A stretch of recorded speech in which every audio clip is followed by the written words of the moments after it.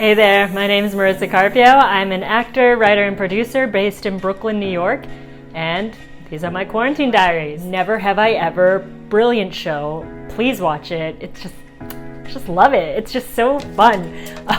And shout out to my friend Eddie who plays Steve on the show. He's fantastic and such a great guy. So yeah, definitely watch that. Watchmen. That is a show you should absolutely watch. I binged it all in one day, which I don't recommend doing because it was an entire day of sitting at my table watching this thing, and I stood up and all this blood rushed out of my head and I almost fainted, but it was worth it because the show is that good.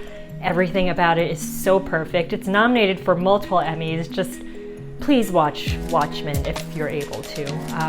Hobbies I've learned during quarantine. Well,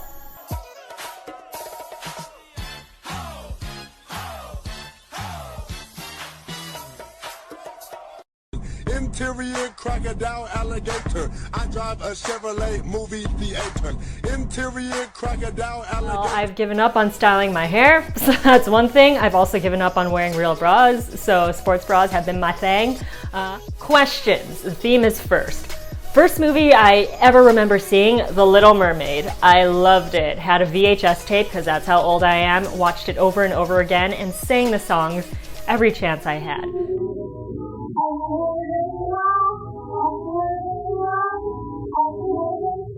First movie I ever saw in movie theaters, Ghost Dad with Bill Cosby. But I saw it with my dad and my sister. My dad worked the night shift at the hospital, whereas my mom worked during the daytime, and so my dad would always take my sister and I to see movies, and I guess it's really where my love for movies started. Definitely Rufio. Dante Bosco, he's the shit. I met him at last year's Asian American International Film Festival, such a great guy.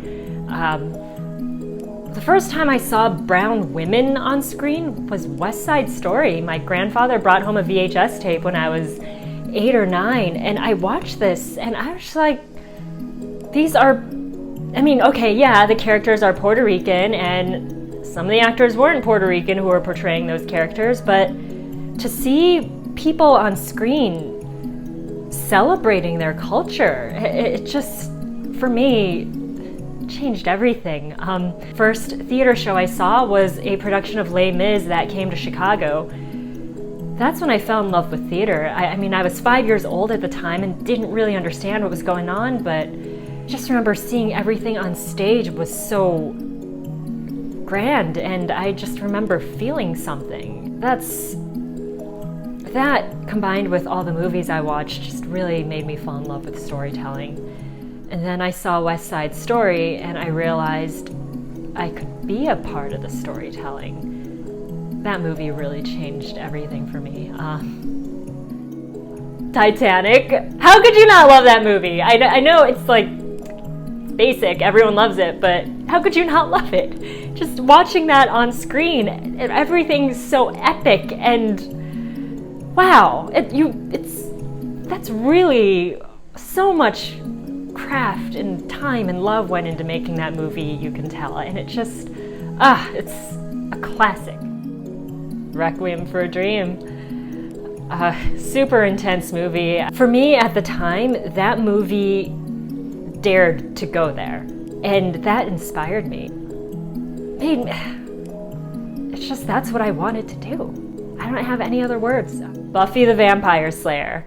I don't think that really aged well either, but I feel like the show, it was necessary for the time that it sort of came about in, if that made any sense. I mean, strong female characters, who can argue with that, right? Honestly, I'm proud of everything on my journey, from what I did in acting school to my first few student films that I did, to everything that's been part of my journey to get me where I am now. It's always a learning process. I'm still learning constantly, and I'm still growing, and it's always going to be like that, whether you're 1 year into learning acting or 20 years into it. It's the fun part of the journey is looking back, because everything makes sense in retrospect.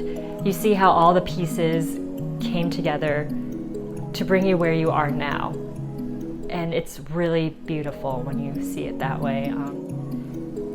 The main advice I want to give is that you are not limited. Please understand there is nothing limiting you. Yes, it is hard to be an actor across the board. It is hard to be an actor of color. It is hard to have the funds to go to acting school, to produce projects. There are things that make it hard, but that doesn't limit you. If you want to work in a creative field, it's because not only do you want to do the creative work, there's creative ways to progress in the field too, if that makes sense. And I hesitate to use the word progress because it's all so unknown, and you have to be okay with that too. You can get super creative with how you make your work and put it out there. I mean, shoot a movie on your iPhone and post it on YouTube, or make short TikToks, make an account, build a following, and get skits out there, or there's just, right now especially, there are no limits. So just do it. Really, being creative means you just make things and you learn from them, and you don't dwell on it for too long because you want to move on to the next project so you can keep building on this knowledge and experience that you're learning along the way. So just know that nothing's limiting you, okay? And you've got this. I guess, oh yeah, you can see me in this movie on Netflix called The Sleepover with Malin Akerman, Ken Marino, and Joe Manganiello. Make sure to watch it, catch me in it, and I'll see ya all around.